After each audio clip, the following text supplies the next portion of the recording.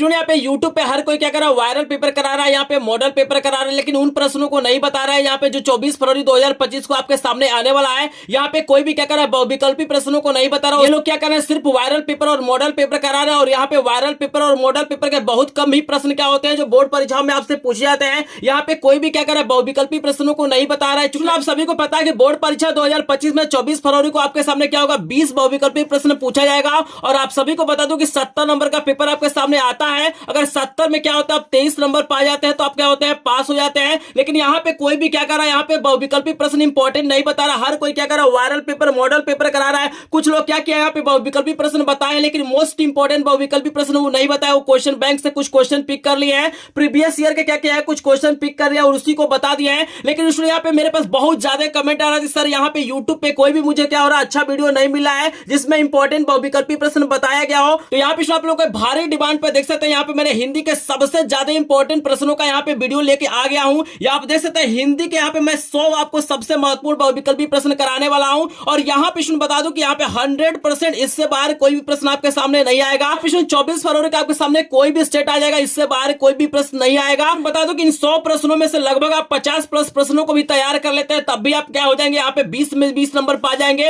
अगर 20 नंबर यहां से आपको मिल जाता है और 3 नंबर का क्या करते हैं, आप क्वेश्चन लिख देते हैं, तो 23 नंबर आपको मिल जाएगा और आप लोग क्या हो जाएंगे, पास हो जाएंगे। आप भी चाहते हैं कि हिंदी में आप लोग टॉप करें, बढ़िया से बढ़िया नंबर पाए, एक भी प्रश्न आपका गलत ना हो, तो इस वीडियो को बिल्कुल ध्यान से देखिएगा। और स्टूडेंट बता दूं कि पूरे यूट्यूब पे आप लोग खोज लीजिए, ऐसा वीडियो आपको कहीं पर भी देखने के लिए नहीं मिलेगा। क्योंकि आप लोग देख सकते हैं इसमें जितने भी प्रकार के यहाँ पे इंपॉर्टेंट प्रश्न हो, चाहे हिंदी गद्य के इतिहास के प्रश्न हो, पद के इतिहास के प्रश्न हो, यहाँ पे व्याकरण के प्रश्न आप लोग दिखा देता हूँ। यहाँ पे व्याकरण की मैंने प्रश्न क्या किया है, यहाँ पे बताया, आप लोग देख सकते हैं सभी प्रकार के प्रश्नों को मैंने बताया है। यानी हिंदी के जितने भी इंपॉर्टेंट प्रश्न है सभी प्रश्नों को यहाँ पे मैंने बताया है। यहाँ पे बता दूं कि पिछले 5 सालों में जितने भी इंपॉर्टेंट क्वेश्चन पूछे गए उनको मैंने बताया है। और साथ ही साथ कुछ ऐसे प्रश्नों को बताया है जो बोर्ड परीक्षा में क्या होते हैं, बहुत ज्यादा इंपॉर्टेंट होते हैं। और इन प्रश्नों को जब बोर्ड परीक्षा में पूछ दिया जाता है तो बहुत सारे लोग क्या करते हैं, उत्तर नहीं दे पाते हैं। जैसे कि देख सकते हैं प्रश्न नंबर 1 है, इस तरह के प्रश्न क्या होते हैं, पूछे जाते हैं। आपको सही कथन क्या होता है छांटना पड़ता है। तो इस तरह के प्रश्नों को मैंने कराया, यहाँ पे देख सकते हैं। अगर आप भी कक्षा 10वीं के छात्र होंगे, आपका भी क्या होगा, 24 फरवरी को हिंदी का पेपर होगा, तो इस वीडियो को बिल्कुल ध्यान से देख लीजिएगा। और यहाँ पे मैं दावा करता हूं कि ऐसा वीडियो आपको किसी भी यूट्यूब चैनल पे देखने के लिए नहीं मिलेगा। और यहाँ पे अगर आपको लगता है कि आपकी हिंदी की पूरी तैयारी हो चुकी है, पूरा आपने बहुविकल्पी प्रश्न तैयार कर लिया है, तो इस वीडियो को ध्यान से देखिए और अपने आप को पहचानिए, क्या इन 100 प्रश्नों में से आपको 50 प्लस प्रश्न तैयार है कि नहीं तैयार है। तो ये वीडियो उन स्टूडेंटों के लिए भी इंपॉर्टेंट है जिन्होंने तैयारी नहीं किया है, और ये वीडियो उन स्टूडेंटों के भी इंपॉर्टेंट है जिन्होंने तैयारी कर लिया है। तो चलिए इस वीडियो को स्टार्ट करते हैं। जैसे पहला प्रश्न दिया गया है कि निम्नलिखित कथनों में से कोई एक कथन सही, उसे पहचान के आपको बताना है। याद रखिएगा, यहाँ पे आपको कुछ कथन दिया गया है, आपको बताना है इसमें से कौन सा कथन क्या होगा, सही होगा। यहाँ पे देख सकते हैं 4 ऑप्शन आपको दिया गया है। यहाँ पे पहला दिया गया है कि आचार्य रामचंद्र शुक्ल महान कवि के रूप में प्रसिद्ध है। दूसरा आपको दिया गया कि संस्कृति के 4 अध्याय के लेखक दिनकर जी हैं। तीसरा आपको दिया गया भारतेंदु हरिश्चंद्र रीतिकाल के रचनाकार हैं। और चौथा आपको दिया गया स्कंद गुप्त धर्मवीर भारती की रचना है। आपको याद रखना है कि बोर्ड परीक्षा में 4 विकल्प आपको दिया जाएगा, कोई एक ही विकल्प आपको सही होगा। तो जल्दी से आप लोग मुझे बताइए, यहाँ पे क ख ग घ में से कौन सा विकल्प सही हो सकता है, जल्दी से मुझे कमेंट सेक्शन में बताइए। आपको पहचान लीजिए क्या ये 100 प्रश्न आपको तैयार है कि नहीं तैयार है। यहाँ पे आपको बता दूं, अगर आपने क्या किया होगा, यहाँ पे ख वाला ऑप्शन चूज किया होगा तो करेक्ट आंसर यहाँ पे ख वाला हो जाएगा। आपको याद रखना है कि यहाँ पे संस्कृत के 4 अध्याय क्या है, दिनकर जी की रचना है, रामधारी सिंह दिनकर की रचना आपको याद रखना है। आई होप आपको पहला प्रश्न तैयार हो गया होगा। एक एक प्रश्न अपने दिमाग में बैठा लीजिए, क्योंकि कुछ ही घंटे बचे हुए एग्जाम में। अगर इस वीडियो को ध्यान से देख लेते हैं तो इससे बाहर कोई भी प्रश्न नहीं आएगा। दूसरा प्रश्न का सभी लोग आंसर देंगे। दूसरा प्रश्न आपको दिया गया है कि परीक्षा गुरु किस विधा की रचना है। आपको बताना है कि भैया जो परीक्षा गुरु है वो किस विधा की रचना है, आत्मकथा है, एकांकी है, उपन्यास है या रेखा चित्र है। तो जल्दी से मुझे कमेंट सेक्शन में बताएंगे। यहाँ पे अगर आपने क्या किया है, गौ वाला ऑप्शन चूज किया है तो करेक्ट आंसर यहाँ पे गौ वाला हो जाएगा। उपन्यास आपको याद रखना है। हिंदी का प्रथम मौलिक उपन्यास परीक्षा गुरु को माना जाता है, आपको याद रखना है। चलिए 3 नंबर का प्रश्न का आंसर सभी लोग देंगे। अपने आप को पहचानिए कि आपको बताना है कि नीड़ का निर्माण फिर किस विधा की रचना है, कहानी है, आत्मकथा है, उपन्यास है, निबंध है। तो जल्दी से मुझे बताइए कि नीड़ का निर्माण फिर किस विधा की रचना हो सकता है। 4 ऑप्शन आपको दिया गया, मात्र 100 प्रश्न देख लीजिए, इससे बाहर कोई भी प्रश्न आपके सामने नहीं आएगा। तो यहाँ पे बता दूं, अगर आपने क्या किया है, ख वाला ऑप्शन चूज किया है तो करेक्ट आंसर आत्मकथा हो जाएगा, आपको याद रखना है। तो मैं व्याकरण के भी 50% कराऊंगा, तो वीडियो को बिल्कुल भी आपको स्किप नहीं करना है, क्योंकि ऐसा वीडियो आपको पूरे यूट्यूब चैनल पे ढूंढ लीजिएगा, कहीं पर भी देखने के लिए नहीं मिलेगा। चौथा प्रश्न आपको दिया गया कि स्मृति की रेखाएं साहित्य की विधा, आपको बताना है कि स्मृति की रेखाएं साहित्य की विधा क्या हो सकती है, जीवनी है, भेंटवार्ता है, संस्मरण है या नाटक है। तो 4 नंबर प्रश्न का जल्दी से मुझे आंसर बताएंगे, इसका जो विधा है वो क्या हो सकता है। तो स्टूडेंट अगर आपने गवर्नर ऑप्शन चूज किया होगा तो करेक्ट आंसर यहाँ पे संस्मरण हो जाएगा, आपको याद रखना है। चलिए 5 नंबर प्रश्न का सभी लोग आंसर देंगे कि गुनाहों का देवता रचना की विधा है, आपको बताना है कि जो गुनाहों का देवता है ये रचना एक किस विधा में लिखा गया है, नाटक है, निबंध है, एकांकी है या कहानी है। तो 4 ऑप्शन आपको दिया गया है, जल्दी से मुझे कमेंट सेक्शन में बताएंगे कौन सा यहाँ पे ऑप्शन करेक्ट हो जाएगा। देखिए 4 ऑप्शन आपको दिया गया है, नाटक दिया गया है, निबंध दिया गया है, एकांकी दिया गया और कहानी दिया गया है। तो आपको बताना है कि गुनाहों के देवता किस विधा की रचना हो सकती है। तो यहाँ पे बता दूं कि जहां तक मुझे लग रहा है कि गुनाहों का देवता क्या है, एक प्रकार का उपन्यास है, ये क्या है, एक प्रकार का उपन्यास है, लेकिन हमारे ऑप्शन में उपन्यास नहीं दिया गया, तो यहाँ पे आपको मैं बता देता हूं कि यहाँ पे उपन्यास होगा। लेकिन अगर आपको लगता है कि इस चारों में से कोई ना कोई ऑप्शन करेक्ट होगा तो आप लोग मुझे इस प्रश्न का आंसर मुझे कमेंट सेक्शन में जरूर क्लियर करिएगा कि गुनाहों का देवता धर्मवीर भारती की रचना है, ये किस विधा की रचना हो सकती है। चूंकि ऑप्शन में यहाँ पे उपन्यास नहीं दिया गया है तो मुझे थोड़ा सा कंफ्यूजन है, लेकिन जहां तक मुझे पता है कि उपन्यास है। अगर इसमें कोई डाउट होगा तो आप लोग कमेंट सेक्शन में जरूर क्लियर करिएगा। चलिए 6 नंबर का प्रश्न बहुत ज्यादा इंपॉर्टेंट आपके सामने दे दिया गया है कि निम्नलिखित कथनों में से कोई एक कथन सही, उसे पहचानना है। देखिए इस तरह के जब प्रश्न बोर्ड परीक्षाओं में पूछ लिया जाता है ना, तो यहाँ पे 90% स्टूडेंट क्या होते हैं, फेल हो जाते हैं, उन्हें नहीं समझ में आता है कि कौन सा ऑप्शन करेक्ट होगा। जैसे यहाँ पे ऑप्शन देखिएगा, आपको दिया गया जयशंकर प्रसाद प्रसिद्ध समालोचक है, दूसरा आपको दिया गया डॉक्टर राजेंद्र प्रसाद प्रसिद्ध उपन्यासकार है, तीसरा दिया गया है कि रामचंद्र शुक्ल प्रसिद्ध निबंधकार है, और चौथा दिया गया डॉक्टर भगवत शरण उपाध्याय कवि के रूप में क्या है, विख्यात है। तो देख सकता है कितना शानदार यहाँ पे ऑप्शन दिया गया। यहाँ पे ऑप्शन देख के ही लोग क्या होते हैं, कंफ्यूज हो जाते हैं। लेकिन आप लोग जल्दी से मुझे कमेंट सेक्शन में बताइए, अगर आप भी हिंदी में टॉप करना चाहते हैं तो इस प्रश्न का आंसर आपको आना चाहिए। जल्दी से बताइए कौन सा ऑप्शन करेक्ट हो सकता है। तो स्टूडेंट अगर आपने ग वाला ऑप्शन चूज किया होगा तो करेक्ट आंसर ग वाला हो जाएगा। अब सभी को पता होना चाहिए कि आचार्य रामचंद्र शुक्ल क्या एक प्रसिद्ध निबंधकार है, तो हमारा ग वाला ऑप्शन करेक्ट है। आई होप आप लोगों ने सही आंसर दिया होगा। तो चलिए आपको 7 नंबर का प्रश्न करा देते हैं। 7 नंबर का प्रश्न है कि गबन किसकी रचना है। आपको बताना है कि जो गबन बहुत फेमस रचना है ये किसकी रचना है, मुंशी प्रेमचंद्र का है, जयशंकर प्रसाद का है, आचार्य रामचंद्र शुक्ल का या अमृत राय का है। तो जल्दी से मुझे बताइए गबन किसकी रचना हो सकती है।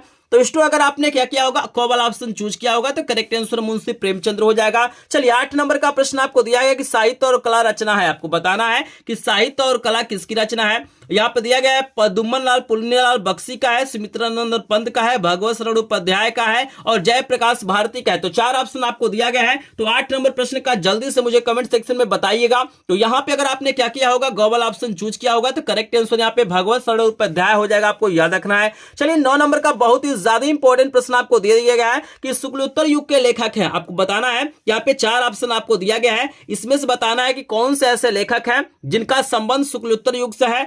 राधाचरण गोस्वामी का, दौलत राम का, चतुर्सेन शास्त्री का या धर्मवीर भारती का। तो 9 नंबर प्रश्न का जल्दी से मुझे कमेंट सेक्शन में आंसर बताएंगे। तो अगर आपने क्या किया होगा, ग वाला ऑप्शन चूज किया होगा तो करेक्ट आंसर यहाँ पे धर्मवीर भारती हो जाएगा, आपको याद रखना है। चलिए 10 नंबर का मोस्ट इंपॉर्टेंट प्रश्न आपके सामने दे दिया गया है कि मैला आंचल के रचनाकार है, बहुत फेमस रचना है, हर साल बोर्ड परीक्षाओं में पूछता है कि मैला आंचल के रचनाकार कौन है। 4 ऑप्शन आपको दिया गया है, मोहन राकेश दिया गया है, हरीश्वर नाथ रेणु दिया गया है, मुंशी प्रेमचंद्र दिया गया है, जयशंकर प्रसाद दिया गया है। तो जल्दी से मुझे कमेंट सेक्शन में बताइए कौन सा ऑप्शन करेक्ट हो जाएगा। 6 घंटे बचा हुआ, अपने आप को पहचान लीजिए क्या ये प्रश्न आपको तैयार है कि नहीं तैयार है, क्योंकि इससे बाहर कोई भी प्रश्न आपको देखने के लिए नहीं मिलेगा। यहाँ पे अगर आपने क्या किया है, ख वाला ऑप्शन चूज किया है तो करेक्ट आंसर यहाँ पे हरीश्वर नाथ रेणु हो जाएगा, आपको याद रख रहा है। तो यहाँ पे मैंने क्या किया, 10 प्रश्न आपको करा दिया। जल्दी से मुझे कमेंट सेक्शन में बताइएगा, यहाँ पे कुछ ही घंटे एग्जाम में बचा हुआ है, तो जल्दी से बताइए 10 में से कितने प्रश्नों का आंसर आपने सही दिया है। तो यहाँ पे अगर आपने क्या किया है, लगभग 5+ प्रश्नों का आंसर सही दिया है, तो आपकी हिंदी की तैयारी बहुत अच्छी हुई है और आप लोग हिंदी में क्या करेंगे, टॉप करेंगे, हिंदी में बढ़िया नंबर पाएंगे। अगर 5 से कम प्रश्नों का आंसर दिया है तो आपको तैयारी करने की जरूरत है, आपकी तैयारी हिंदी की अच्छी नहीं हुई है। यहाँ पे 100 प्रश्न देख लीजिए, यहाँ पे अगर 50+ प्रश्न भी तैयार कर लेते हैं तो आप लोग हिंदी में क्या करेंगे, बढ़िया नंबर पाएंगे। जल्दी से सभी लोग कमेंट सेक्शन में बताइए कितने प्रश्नों का आंसर यहाँ पे आप लोगों ने दिया है। तो यहाँ पे देख पा रहा हूँ कोई 5 बता रहा है, कोई 6, कोई 7, कोई 8, कोई 10 बता रहा है। तो चलिए बहुत बढ़िया, यहाँ पे हमारा 10 नंबर का प्रश्न खत्म हो गया। हम लेके चलते हैं 11 नंबर प्रश्न पे। यहाँ पे 11 नंबर का प्रश्न बहुत ही ज्यादा इंपॉर्टेंट है, वेरी वेरी इंपॉर्टेंट। ये पेपर में क्या हुआ है, छप चुका है। प्रश्न दिया गया है कि कलम का सिपाही के लेखक है। आपको बताना है कि कलम का सिपाही जो रचना है एक प्रकार का जीवनी है, आपको याद रखना है। इसके लेखक कौन है, अमृत राय है, कमलेश्वर है। अमृत राय यहाँ पे 2 बार दे दिया गया है और गुलाब राय दिया गया है। तो आप जल्दी से मुझे बताइए भाई कलम का सिपाही के लेखक कौन हो सकते हैं। तो अगर आपने क वाला ऑप्शन या ग वाला ऑप्शन चूज किया होगा तो करेक्ट आंसर अमृत राय हो जाएगा, आपको याद रखना है। चलिए 12 नंबर का प्रश्न दिया गया कि उपन्यास भूले बिसरे चित्र के लेखक है, बहुत ज्यादा इंपॉर्टेंट है। तो ऑप्शन दिखाते हैं, जल्दी से मुझे कमेंट सेक्शन में बताएंगे कि भूले बिसरे चित्र के लेखक कौन हो सकते हैं। मुंशी प्रेमचंद्र हो सकते हैं, यशपाल हो सकते हैं,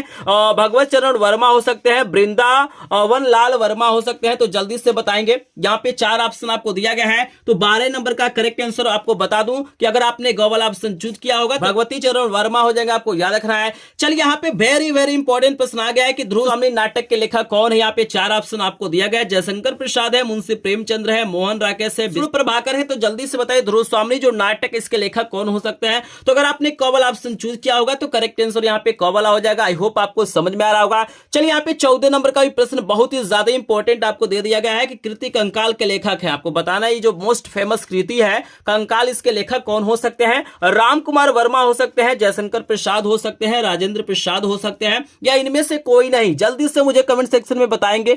तो अगर आपने क्या किया है यहाँ पे ख वाला ऑप्शन चूज किया है, जयशंकर प्रसाद करेक्ट आंसर हो जाएगा, आपको याद रखना है। चलिए 15 नंबर का प्रश्न भी आप देख पा रहे हैं। यहाँ पे दिया गया है जयशंकर प्रसाद का नाटक नहीं है, आपको 4 ऑप्शन दिया गया है। ध्रुव स्वामी दिया गया है, चंद्रगुप्त दिया गया है, लहरों के राजहंस दिया गया है, स्कंद गुप्त दिया गया है। तो आपको बताना है इसमें से कौन सी ऐसी रचना है जो जयशंकर प्रसाद का नहीं है। तो बिल्कुल अगर आपने गवल ऑप्शन चूज किया होगा तो करेक्ट आंसर गवल हो जाएगा। लहरों के राजहंस क्या है, मोहन राकेश की रचना है, जयशंकर प्रसाद का नहीं है, आपको याद रखना है। चलिए 16 नंबर का मोस्ट इंपोर्टेंट प्रश्न दिया गया है कि चिंतामणि के रचयिता है। आपको बताना है कि चिंतामणि जो रचना है इसके रचयिता कौन है।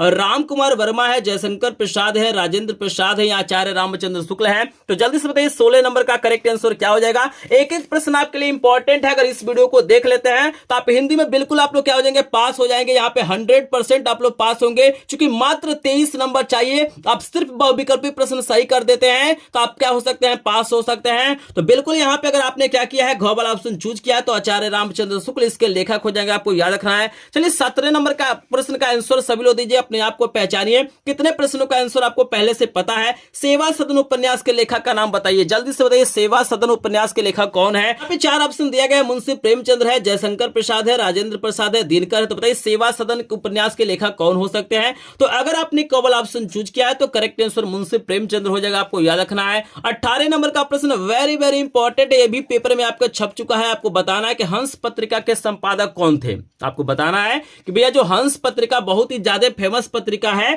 इसके संपादक कौन थे। मुंशी प्रेमचंद्र थे, निराला थे, महादेवी वर्मा थी, या आचार्य रामचंद्र शुक्ल थे। तो कमेंट सेक्शन में जल्दी से मुझे बताएंगे। तो बिल्कुल अगर आपने केवल ऑप्शन चूज किया है तो करेक्ट आंसर मुंशी प्रेमचंद्र हो जाएगा, आपको याद रखना है। चलिए 19 नंबर का प्रश्न है कि भैया आचार्य रामचंद्र शुक्ल एक हैं, ये भी बहुत ज्यादा इंपॉर्टेंट और इसमें काफी लोग कंफ्यूज हो जाते हैं। आपको बताना है कि आचार्य रामचंद्र शुक्ल क्या है, कवि है, उपन्यासकार है, नाटककार है, आलोचक है, क्या लग रहा है आचार्य रामचंद्र शुक्ल क्या हो सकते हैं।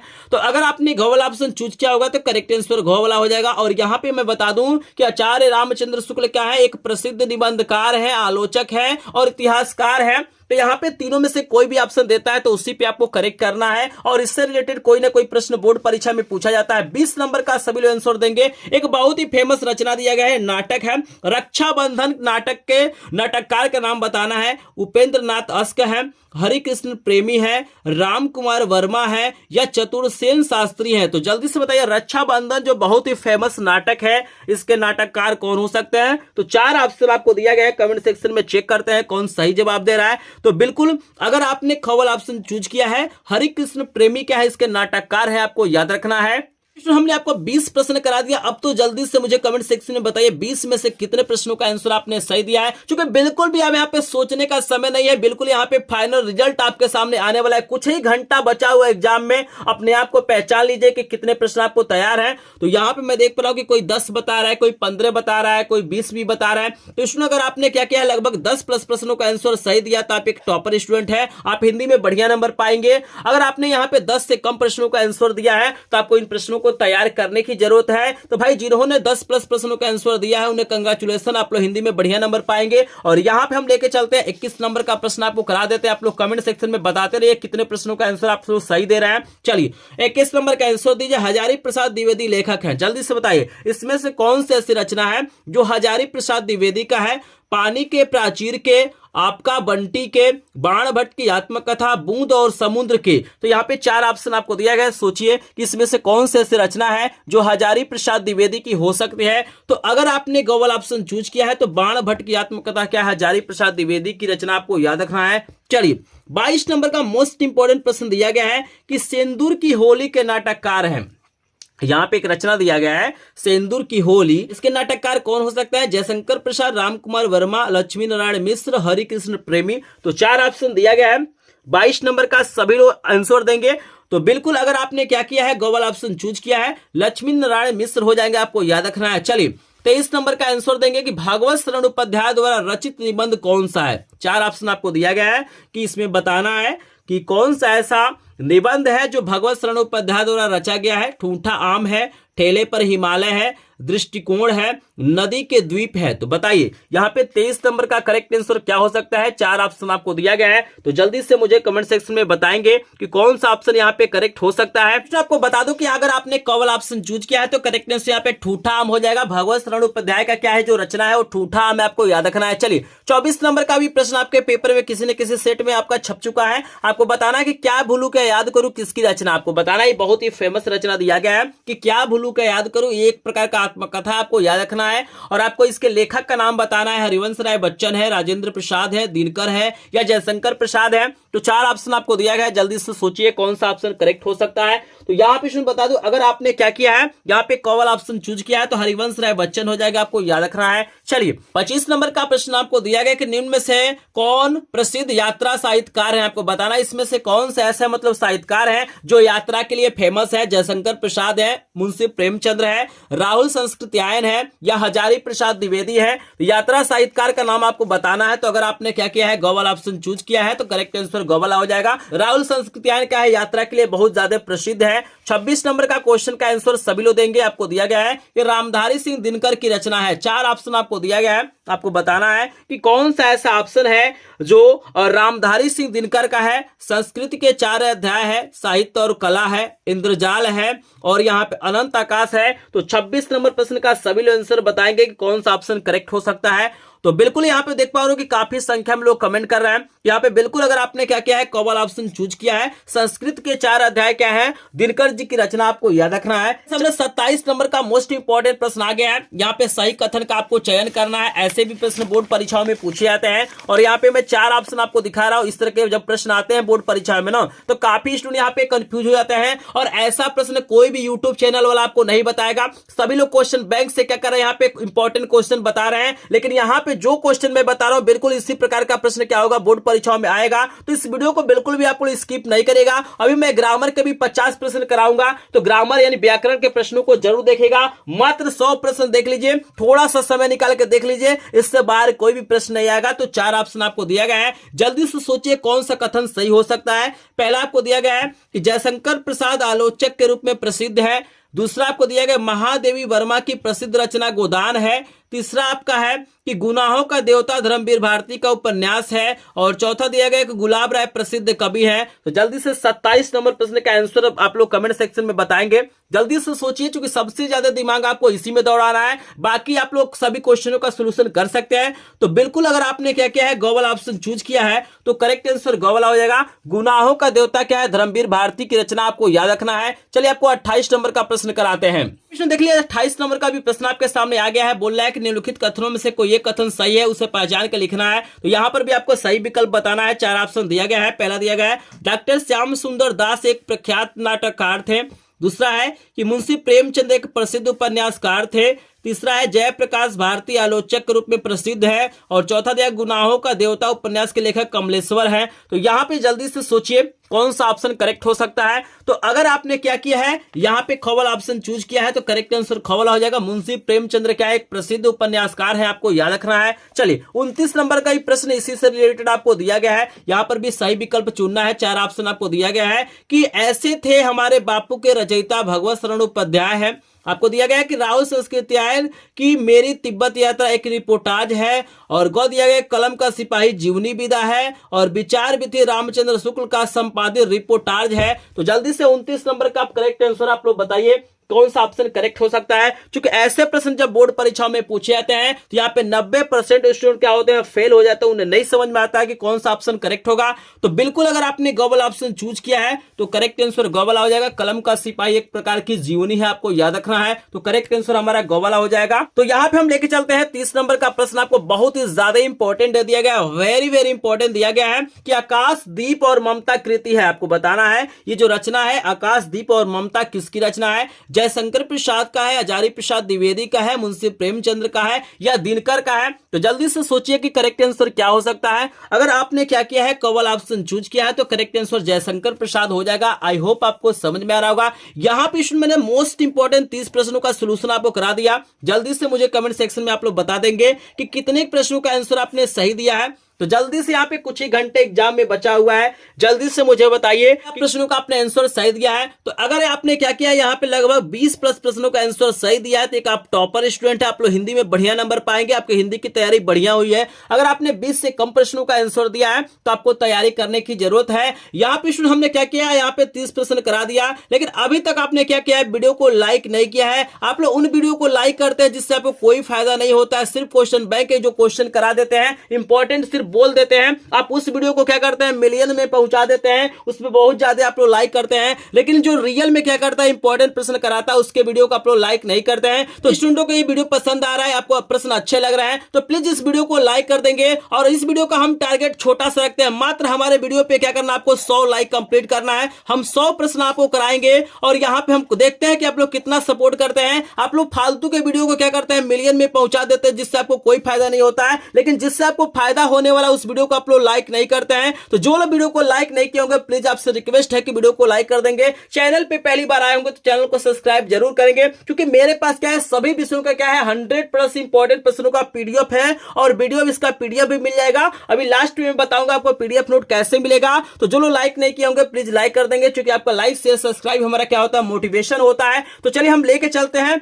31 नंबर का प्रश्न आपको करा देते हैं। यहाँ पे दिया गया है कि छत्रसाल दशक के रचनाकार हैं। आपको बताना है कि भैया जो छत्रसाल दशक रचना है उसके रचनाकार कौन है। 4 ऑप्शन दिया गया है, बिहारी है, जगनीक है, भूषण है, केशवदास है। तो जल्दी से बताइए छत्रसाल दशक के रचनाकार कौन हो सकते हैं, बिहारी जी, जगनीक, भूषण, केशवदास। तो यहाँ पे 4 ऑप्शन आपको दिया गया है। तो 31 नंबर का सभी लोग आंसर देंगे। यहाँ पे बता दूं कि करेक्ट आंसर यहाँ पे भूषण हो जाएगा, आपको याद रखना है। चलिए यहाँ पे 32 नंबर का प्रश्न है कि केशवदास काव्यधारा के कवि, आपको बताना है जो मोस्ट फेमस हमारे कवि हैं केशवदास जी, वो किस काव्यधारा के हैं, रीतिबद्ध है, रीति सिद्ध है, रीति मुक्त है या प्रयोगवादी है।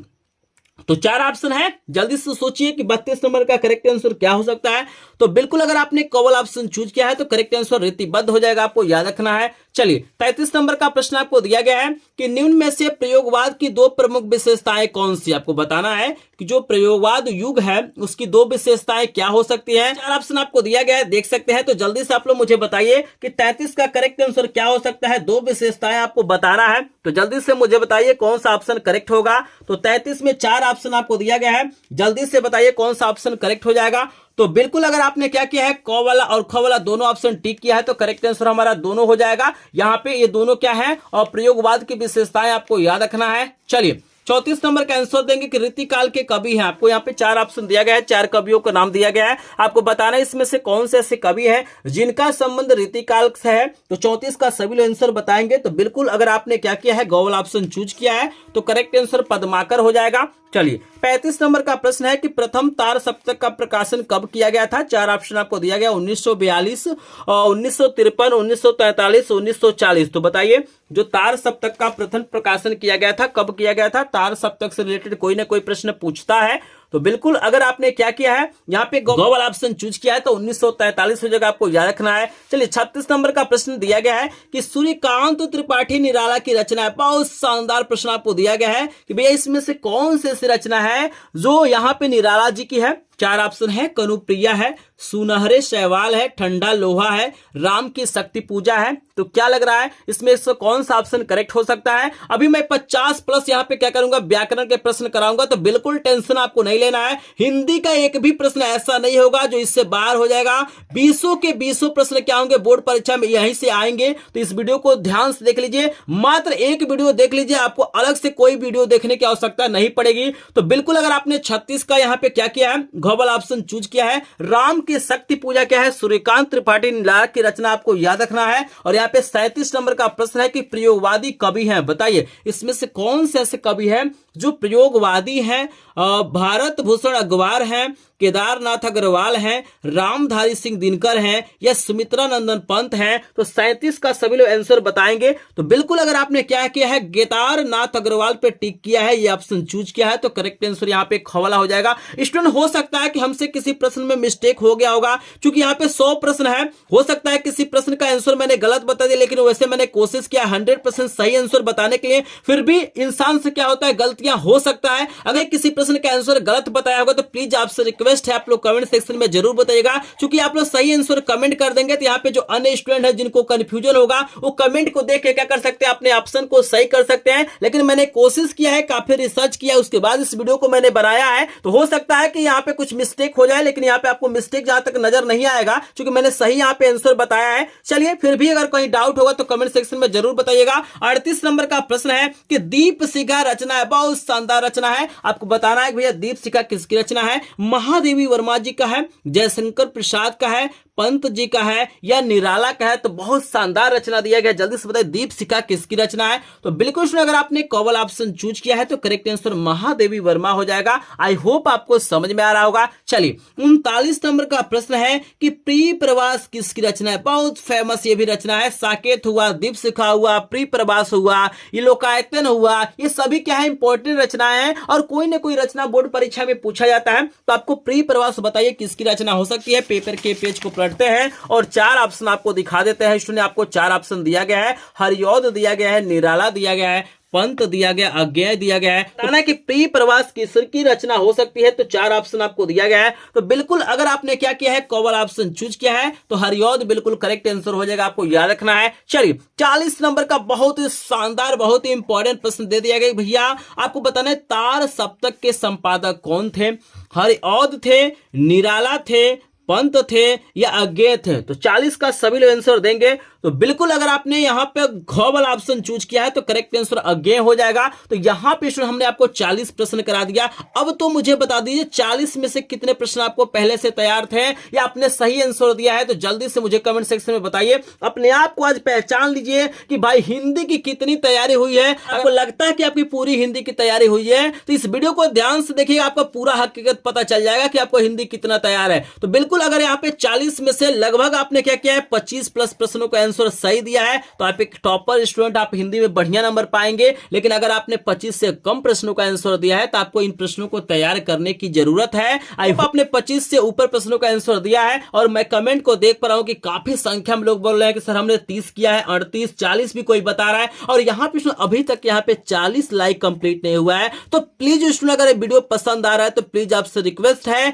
कि वीडियो को लाइक कर दिएगा, क्योंकि रियल वीडियो पे आप लोग लाइक नहीं करते हैं, जो फेक वीडियो होता है उसी पे आप लोग लाइक करते हैं। तो प्लीज अगर वीडियो अच्छा लग रहा है तो प्लीज इसको अधिक से अधिक शेयर करिएगा। यहाँ पे लेके चलते हैं 41 नंबर प्रश्न पे। अभी आपके सामने ग्रामर के भी प्रश्न आने वाले हैं, व्याकरण के भी प्रश्न आएंगे, तो बिल्कुल वीडियो को स्किप नहीं करना है। आपको अगला प्रश्न दिया गया है कि छायावाद युग की प्रमुख प्रवृत्तियां कौन सी है, बताइए। इसमें से 4 आपको प्रवृत्ति दिया गया है, 4 विशेषताएं दिया गया है। आपको बताना कि इसमें से कौन से विशेषता है जो छायावाद युग का है। तो 4 ऑप्शन दिया गया है। पहला दिया गया कुंठा और निराशा के स्वर, दूसरा है श्रृंगार और प्रेम वेदना, तीसरा है नारी के प्रति परिवर्तित दृष्टिकोण और चौथा है रीति ग्रंथों का निर्माण। तो 41 नंबर का सभी लोग करेक्ट आंसर बताएंगे। तो बिल्कुल अगर आपने खवल ऑप्शन चूज किया है, श्रृंगार और प्रेम वेदना क्या है, छायावाद युग की प्रमुख विशेषता आपको याद रखना है। चलिए यहां पे लेके चलते हैं 42 नंबर का प्रश्न है कि साकेत किस युग की रचना। बहुत शानदार रचना है, आपको बताना है कि भैया जो साकेत है वो कौन युग की रचना है। भारतेंदु युग का है,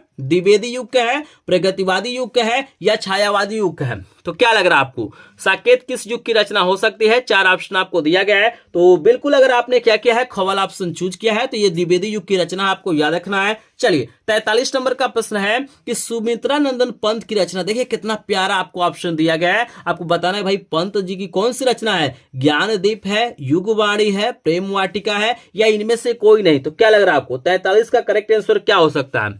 जल्दी से सोचिए, आज अपने आप को पहचान लीजिए। कुछ ही घंटे एग्जाम में बचा हुआ है ना, तो अपने आप को टेस्ट कर लीजिए कि भैया कितना आप लोग तैयार है। तो बिल्कुल अगर आपने खवल ऑप्शन चूज किया है तो युगवाणी बिल्कुल करेक्ट आंसर हो जाएगा। आई होप आपको समझ में आ रहा होगा। चलिए यहां पे इसमें आपको 44 नंबर का प्रश्न दिया गया कि महादेवी वर्मा की रचना है। भाई आपको बताना है कि इसमें से कौन सी ऐसी रचना है जो महादेवी वर्मा जी के है।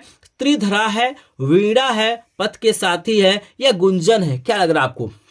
जल्दी से बताइए, जल्दी से सोचिए। महादेवी वर्मा जी की रचना बताना है। तो बिल्कुल अगर आपने गौ वाला ऑप्शन चूज किया है तो करेक्ट आंसर यहां पे क्या हो जाएगा? गौ वाला हो जाएगा। चलिए 45 नंबर का क्वेश्चन आपका दिया गया है कि ऋतिक काल का समय कब से कब तक माना जाता है। क्योंकि यहाँ पे युगों से संबंधित, यहाँ पे सन से संबंधित कोई ना कोई प्रश्न पूछा जाता है। तो यहाँ पे पूछा गया है कि भैया ऋतिक काल का समय कब से कब तक माना जाता है। 1643 से 1843 तक, 1343 से 1643 तक, 743 से 1343 तक या 1843 से अब तक। तो क्या लग रहा है 45 का सभी लोग आंसर बताएंगे कि कौन सा ऑप्शन करेक्ट हो सकता है। तो बिल्कुल यहां पे मैं आपको सही आंसर बता दे रहा हूं। यहां पे अगर आपने क्या किया है 1643 से 1843 यानी क वाला ऑप्शन चूज किया है तो करेक्ट आंसर क वाला हो जाएगा। चलिए 46 नंबर का प्रश्न आपके सामने है कि रीति मुक्त काव्य धारा के 2 कवि कौन से हैं। बताइए रीति मुक्त काव्य धारा के 2 ठो कवि कौन कौन है। घनानंद है, बोधा ठाकुर है या घनानंद और बोधा ठाकुर दोनों है या सारंगधर है। तो क्या लग रहा है आपको?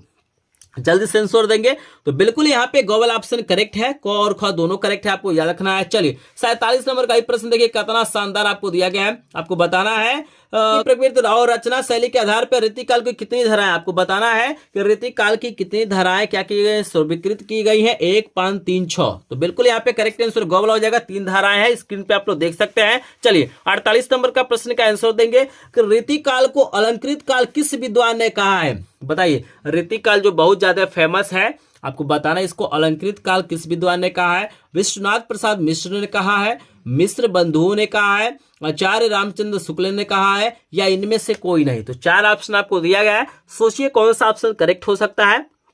तो जल्दी से बताइए। तो बिल्कुल अगर आपने ख वाला ऑप्शन चूज किया है तो करेक्ट आंसर ख वाला हो जाएगा। चलिए 49 नंबर का प्रश्न है कि तीसरा सप्तक कब प्रकाशित किया गया था। आपको बताना है जो तीसरा सप्तक है वो कब प्रकाशित किया गया है। 4 ऑप्शन आपको दिया गया है। तो पहला आपको दिया गया 1951, दूसरा आपको दिया गया 1959 और यहाँ पे तीसरा दिया गया 1943, चौथा है आपको 1979। तो 4 ऑप्शन दिया गया है, सोचिए और बताइए कि तीसरा सप्तक कब प्रकाशित हुआ था। तो यहाँ पे मैं 49 नंबर का करेक्ट आंसर बता देता हूँ। यहाँ पे खवला हो जाएगा। अगर आपने खवला ऑप्शन चूज किया है तो करेक्ट आंसर खवला हो जाएगा। चलिए भाई यहाँ पे मोस्ट इंपॉर्टेंट रचना देख 50 नंबर का प्रश्न, लगभग आधे प्रश्नों पर हम लोग आ चुके हैं। आपको बताना है साकेत किसकी रचना है। मैथिली शरण गुप्त का है, जयशंकर प्रसाद का है, हरिऔध का है या नागा अर्जुन को। तो क्या लग रहा है साकेत किसकी रचना हो सकती है। बहुत ही शानदार प्रश्न आपको दिया गया है। तो 50 का सभी लोग आंसर बताएंगे। तो बिल्कुल अगर आपने कवल ऑप्शन चूज किया है तो करेक्ट आंसर मैथिली शरण गुप्त हो जाएगा। तो चलिए भाई लगभग आधे प्रश्नों को मैंने करा दिया। बताइए 50 में से कितने प्रश्नों का आंसर आपने सही दिया।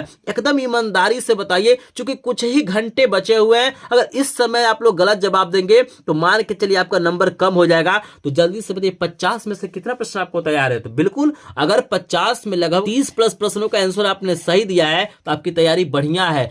30 से कम दिए हैं तो आपको इन प्रश्नों को तैयार करने की जरूरत है। यहाँ पे याद रखिएगा। तो बिल्कुल यहाँ पे कमेंट में जल्दी बताइए। तो यहाँ पे मैं कमेंट में देख रहा हूँ काफी संख्या में यहाँ पे स्टूडेंट बोल रहे हैं। बिल्कुल यहाँ पे कोई 40 बता रहा है, कोई 50 बता रहा है, कोई 38, 20। बहुत बढ़िया भाई, जिन्होंने 30 प्लस प्रश्नों का आंसर सही दिया वो आपको बधाई हो कि आप लोग हिंदी में क्या करेंगे, टॉप करेंगे, हिंदी में बढ़िया नंबर पाएंगे। चलिए टाइम को बर्बाद नहीं करते हैं क्योंकि टाइम बहुत ज्यादा इंपॉर्टेंट है। अगला प्रश्न आपको कराते हैं, लेकिन जो लोग वीडियो को लाइक नहीं किए होंगे प्लीज आज लास्ट मौका है, इस वीडियो को लाइक कर देंगे, चैनल को सब्सक्राइब करेंगे। क्योंकि मेरे पास सभी विषयों का क्या है वायरल पेपर है। सभी विषयों के 7-7 सेट मैंने वायरल पेपर डाला है और साथ ही साथ सभी विषयों के 100 प्लस इंपॉर्टेंट क्वेश्चनों का वीडियो आया है। अगर आपने वीडियो नहीं देखा होगा तो सारा वीडियो आपको प्लेलिस्ट में मिल जाएगा, आप लोग देख लीजिएगा। चलिए 51 का आंसर दीजिए कि सुमित्रा नंदन पंत की रचना नहीं है। याद रखिएगा, बोर्ड परीक्षा में कभी कभी नहीं भी देता है तो थोड़ा ध्यान से प्रश्न को पढ़िएगा। आपको बताना है कि सुमित्रा नंदन पंत की रचना इसमें से कौन सी नहीं है।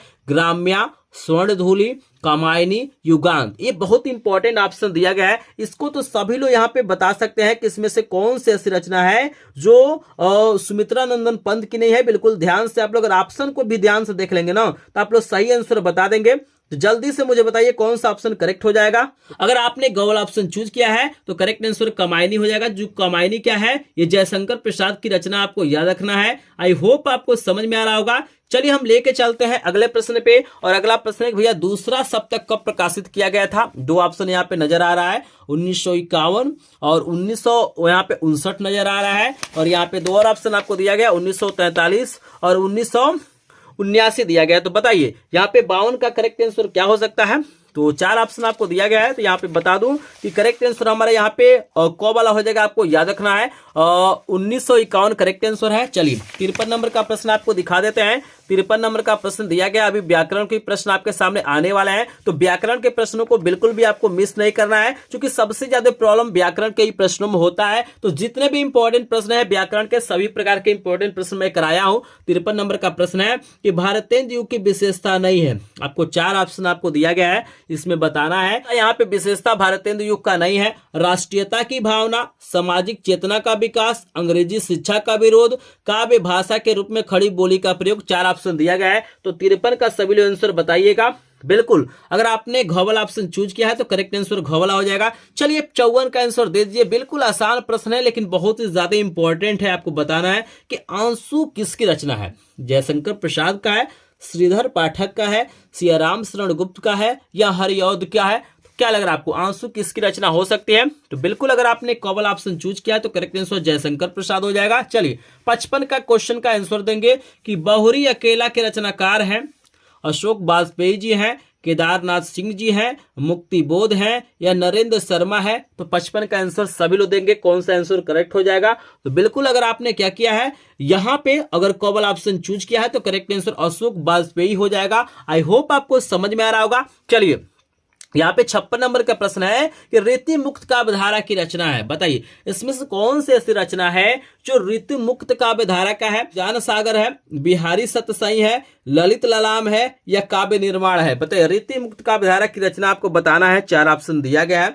तो बिल्कुल अगर आपने कवल ऑप्शन चूज किया है तो करेक्ट आंसर सुजान सागर हो जाएगा, आपको याद रखना है। चलिए 57 नंबर का आपको क्वेश्चन दिया गया है, काल को अन्य किस नाम से जाना जाता है। वीरगाथा काल, अलंकृत काल, श्रृंगार काल, यानी ख और ग दोनों। तो चार ऑप्शन आपको दिया कि बताइए 57 का करेक्ट आंसर क्या हो जाएगा। तो बिल्कुल अगर आपने क्या किया है, यहाँ पे घोल ऑप्शन चूज किया है तो करेक्ट आंसर घोवला हो जाएगा। 58 नंबर का प्रश्न है कि यशोधरा की रचना है, किसकी रचना है। बताइए मैथिली शरण गुप्त की, जयशंकर प्रसाद की, मुंशी प्रेमचंद की, या इनमें से कोई नहीं। तो बताइए यशोधरा किसकी रचना हो सकती है। तो बिल्कुल अगर आपने यहाँ पे कवल ऑप्शन चूज किया है मैथिली शरण गुप्त हो जाएंगे, आपको याद रखना है। चलिए आपको 59 नंबर का प्रश्न दिया गया, घनानंद किस काव्यधारा के कवि है। बहुत फेमस मतलब इंपॉर्टेंट प्रश्न है कि भाई घनानंद किस काव्यधारा के कवि हो सकते हैं।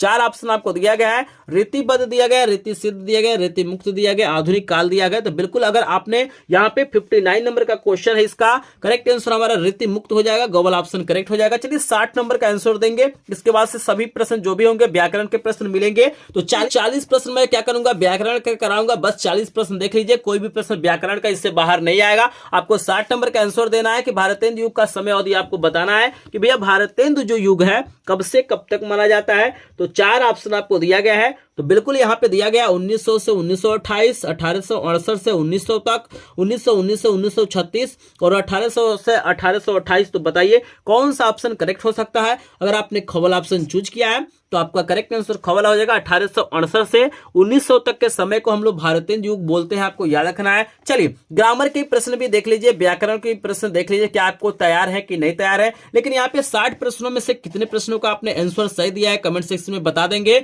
और जो लोग 60 60 लाइक नहीं कंप्लीट किया है प्लीज वीडियो को लाइक कर देंगे। अभी तक क्या इस वीडियो पे 60 लाइक कंप्लीट नहीं हुआ है। तो यहाँ पे अगर आपने क्या किया है, लगभग 40 प्लस प्रश्नों का आंसर सही दिया तो आप एक टॉपर स्टूडेंट, आप हिंदी में अच्छा नंबर पाएंगे। अगर आपने 40 से कम प्रश्नों का आंसर दिया है तो आपको तैयारी करने की जरूरत है। आई होप आपने क्या किया होगा, 40 से ऊपर प्रश्नों का आंसर दिया होगा। 61 नंबर का प्रश्न दिया गया है कि नंबर का प्रश्न है कि करुण रस का स्थायी भाव है, तो जल्दी से बताइए करुण रस का स्थायी भाव क्या हो सकता है। 4 ऑप्शन आपको दिया गया है। बिल्कुल यहाँ पे क्रोध है, शोक है, हास है, भय है, तो करुण रस का स्थायी भाव शोक हो जाएगा, खोल ऑप्शन करेक्ट हो जाएगा। 62 का आंसर देंगे कि हास रस का स्थायी भाव है। बताइए हास रस का स्थायी भाव क्या हो सकता है।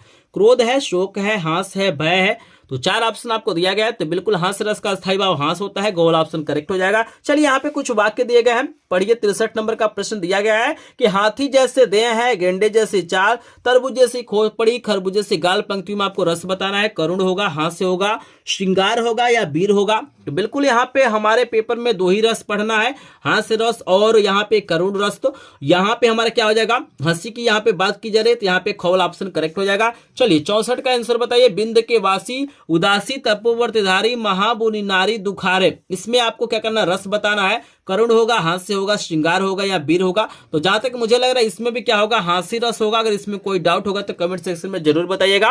कोई भी प्रश्न अगर आपको डाउट लगता है तो एक बार सर्च करके जरूर देखिएगा। नंबर का जो क्वेश्चन दिया गया है, पीपर पात्र सरिस्मन डोला में अलंकार बताना है। रूपक होगा, उपमा होगा, उत्प्रेक्षा होगा, अनुप्रास होगा। तो जल्दी से बताइए पीपर पात्र सरिस्मन डोला में कौन सा अलंकार हो सकता है। तो यहाँ पे 65 नंबर का जो प्रश्न है बहुत ही ज्यादा इंपॉर्टेंट है, तो जल्दी से आंसर देंगे। तो बिल्कुल अगर आपने क्या किया, उपमा अलंकार चूज किया है, खवल ऑप्शन करेक्ट हो जाएगा। चलिए 66 का आंसर बताइए। चरण कमल बंदो हरिराई में अलंकार बताइए। उपमा होगा, उत्प्रेक्षा होगा, रूपक होगा, यमक होगा। तो जल्दी से कमेंट सेक्शन में बताएंगे।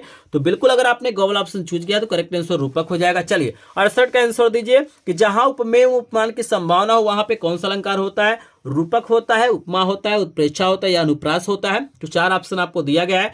तो बिल्कुल अगर आपने क्या किया, 68 का यहाँ पे जो प्रश्न 68 है, करेक्ट आंसर यहाँ पे गौल हो जाएगा, उत्प्रेक्षा अलंकार हो जाएगा, आपको याद रखना है। चलिए यहाँ पे 69 नंबर का प्रश्न है कि रोला छंद के प्रत्येक चरण में कितनी मात्राएं होती हैं। 24, 16, 13, 11। बहुत ज्यादा इंपॉर्टेंट प्रश्न करा रहा हूं। व्याकरण के जितने भी प्रश्न है बहुत ही ज्यादा इंपॉर्टेंट है, बस इस वीडियो को ध्यान से देखिएगा और इन प्रश्नों को अभी अपने दिमाग में बैठा लीजिए क्योंकि बिल्कुल कम समय है, आप पेपर देने वाले हैं। जल्दी से बताइए कौन सा ऑप्शन करेक्ट होगा। तो रोला छंद के प्रत्येक चरण में कितनी मात्राएं होती है। बिल्कुल यहाँ पे अगर आपने कवल ऑप्शन चूज किया है, 24 मात्राएं होती है, आपको याद रखना है। चलिए 70 नंबर का प्रश्न है कि रोला छंद में कुल कितने चरण होते हैं। 1 चरण होते हैं, 2 चरण होते हैं, 3 चरण होते हैं, 4 चरण होते हैं। तो क्या लग रहा है आपको, रोला छंद में कितने चरण होते हैं। तो बिल्कुल यहाँ पे 4 चरण होते हैं, घोल ऑप्शन करेक्ट हो जाएगा। जल्दी से बताइए 70 में से कितने प्रश्नों का आपने आंसर सही दिया है। तो 70 में से अगर आपने 50 प्लस प्रश्नों का आंसर दिया होगा तो आप एक टॉपर स्टूडेंट है। अगर आपने 50 से कम प्रश्नों का आंसर दिया है तो आपको तैयारी करने की जरूरत है। आई होप आप लोगों ने सही आंसर दिया होगा। चलिए 72 नंबर का प्रश्न है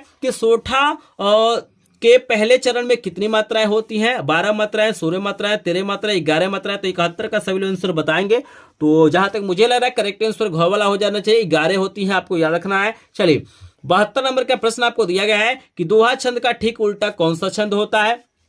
चौपाई होता है, रोला होता है, सोठा होता है या व्रव्य होता है। तो बताइए दोहा का उल्टा क्या होता है। तो दोहा का उल्टा सोठा होता है, गोवल ऑप्शन करेक्ट होगा। चलिए 73 नंबर का प्रश्न है कि रचना के आधार पर वाक्य के कितने भेद होते हैं। यह भी प्रश्न बोर्ड परीक्षा में पूछा जाता है कि रचना के आधार पर वाक्य के कितने भेद होते हैं। 1, 2, 3, 4। बताइए 73 का करेक्ट आंसर सभी लोग बताएंगे। तो रचना के आधार पर क्या होते हैं, वाक्य 3 प्रकार के होते हैं। 74 का आंसर बताइए अर्थ के आधार पर वाक्य के कितने भेद होते हैं। 2, 4, 5, 8। तो आपको जल्दी से बताना है। तो बिल्कुल अर्थ के आधार पर जहां तक मुझे लग रहा है कि 8 प्रकार का होता है। अगर इसमें कहीं डाउट होगा तो आप लोग कमेंट सेक्शन में बताइए। एक बार गूगल पे आप लोग सर्च कर लीजिएगा। किसी भी प्रश्न में डाउट हो तो आप लोग गूगल पे सर्च करके मुझे जरूर बताइएगा। चलिए 75 का आंसर आपको देना है कि वाक्य के कितने तत्व होते हैं। 2, 3, 4, 8। बताइए वाक्य के कितने तत्व होते हैं।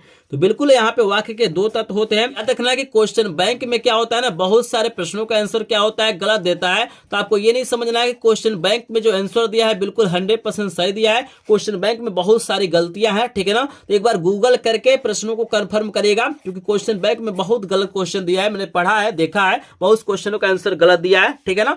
चलिए 76 का आंसर बताइए, वाच्य कितने प्रकार का होता है? तो वाच्य 3 प्रकार का होता है, कर्ता, कर्म और भाव। तो 3 यहाँ पे खबल ऑप्शन करेक्ट हो जाएगा। चलिए ऐसा प्रश्न जब बोर्ड परीक्षा में आता है ना तो काफी लोग कंफ्यूज हो जाते हैं। यहाँ वाच्य बताना होगा। बताइए तुमसे सोया नहीं जा सकता है, कौन वाच्य है? कर्ता, कर्म, भाव या इनमें से कोई नहीं? तो भाई यहाँ पे भाव को बता रहा है ना, तुमसे सोया नहीं जा सकता है, तो यहाँ पे भाव वाच्य हो जाएगा। चलिए महात्मा बुद्ध ने विश्व को शांति का संदेश दिया, इस वाक्य में वाच्य बताइए। तो महात्मा बुद्ध क्या है? कर्ता है, जिसमें कर्ता पहले वो कर्ता वाच्य, और जिसमें कर्म पहले हो वो कर्म वाच्य। जैसे देखिए जब महात्मा बुद्ध करता है तो कर्ता वाच्य हो जाएगा। अब पुस्तक पढ़ी गई तो पढ़ने वाला कोई और है, पुस्तक क्या है? कर्म है, तो जो कर्म पहले रहेगा वो कर्म वाच्य। यहाँ पे खोल ऑप्शन करेक्ट। चलिए 80 नंबर का आंसर दीजिए। 80 नंबर का आंसर दीजिए कि विकारी पद नहीं है। आप बताइए इसमें से कौन ऐसा शब्द है जो विकारी पद नहीं है? गाय है, सभा है, प्रतिदिन है या रमेश है? जल्दी से बताइए। तो बिल्कुल अगर आपने गलत ऑप्शन चूज किया तो करेक्ट आंसर प्रतिदिन हो जाएगा। 81 का आंसर दीजिए, लेकिन जल्दी से बताइए 80 में से कितना प्रश्न आपने सही दिया है? कमेंट में बताइए, कमेंट पूरा फुल कर दीजिए। आप लोग जल्दी से बताइए कि कितने प्रश्नों का आंसर सही दिया है। तो अगर आपने 60 प्लस प्रश्नों का आंसर सही दिया तो आप अच्छे नंबर पाएंगे। चलिए बताइए 81 का आंसर, निम्न में से अभिकारी शब्द है इंद्र, गाय, यथासंभव, आप। तो यथासंभव करेक्ट, गलत ऑप्शन करेक्ट। चलिए निम्नलिखित में से सर्वनाम है।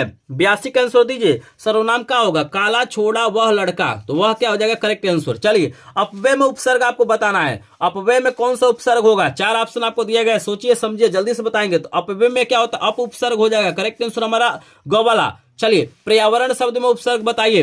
4 ऑप्शन आपको दिया गया पर्यावरण शब्द में, तो परि हो जाएगा, ग वाला ऑप्शन करेक्ट है। आगमन शब्द में उपसर्ग आ हो जाएगा। निर्दय में उपयुक्त उपसर्ग बताना वेरी वेरी इंपॉर्टेंट है। 90% लोग कंफ्यूज हो जाएंगे, 90% लोग कंफ्यूज हो जाएंगे। अगर ग वाला ऑप्शन चूज किया तो करेक्ट आंसर ग वाला। वेद पुराण में समास बताइए, वेद पुराण में कौन सा समास होगा? 87 का आंसर देंगे तो द्वंद्व समास होगा, आपको याद रखना है। करेक्ट आंसर ग वाला। चलिए पंचवटी में कौन सा समास होगा बताइए। 88 का आंसर बताइए कि पंचवटी में कौन सा समास होगा? 4 ऑप्शन आपको दिया गया है, तो पंचवटी में आपका होई द्विगु समास, कबल ऑप्शन करेक्ट। चलिए नीलकमल में समास बताइए, नीलकमल में कौन सा समास होगा? 4 ऑप्शन आपको दिया गया है, तो नीलकमल में जल्दी से बताइए। 89 का कर्मधारय है, खबल ऑप्शन करेक्ट।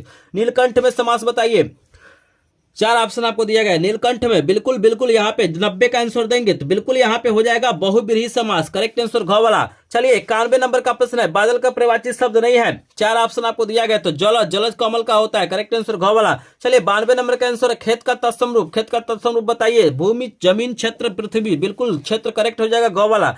चलिए 93 का आंसर दीजिए, गंगा का प्रवाची शब्द नहीं है। 4 ऑप्शन आपको दिया गया, भागीरथी, कालिंदी, सूरसरिता, देवनदी, बिल्कुल करेक्ट आंसर ख वाला। यमुना का प्रवाची कालिंदी होता है, तो करेक्ट आंसर ख वाला। चलिए 94 वायु, समीर, बयार किसका प्रवाची है? 4 ऑप्शन आपको दिखा देते हैं, जल्दी जल्दी कमेंट सेक्शन में बताइए। यहाँ पे थोड़ा फास्ट करा रहे हैं क्योंकि काफी समय हो गया है, जल्दी से बताइए। सूर्य का होगा, तारों का होगा, हवा का, बादल का, तो ये हवा का होता है। चलिए यहाँ पे संस्कृत वाले प्रश्न में आप लोग कहते हैं कि भाई काफी कंफ्यूजन होता है, नहीं समझ में आता है। यहाँ पे मोस्ट इंपोर्टेंट मैंने क्वेश्चन कराया है संस्कृत वाला, बिल्कुल ध्यान से देखिएगा। उस्मत सर्वनाम शब्द का तृतीया एक वचन का रूप बताइए। तृतीया एक वचन का रूप क्या होगा? 95 का आंसर देंगे तो बिल्कुल यहाँ पे करेक्ट आंसर हमारा ख वाला। चलिए यहाँ पे सप्तमी विभक्ति एक वचन का रूप बताइए। सप्तमी विभक्ति एक वचन का रूप बताइए कौन सा हो सकता है? 96 का आंसर आप जल्दी से मुझे बताएंगे। करेक्ट आंसर यहाँ पे ग वाला। चलिए 97 का आंसर बताइएगा।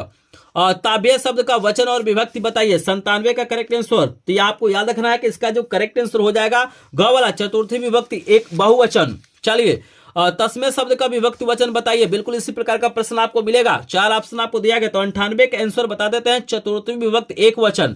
चतुर्थी विभक्ति एक वचन कौन सा ऑप्शन करेक्ट होगा?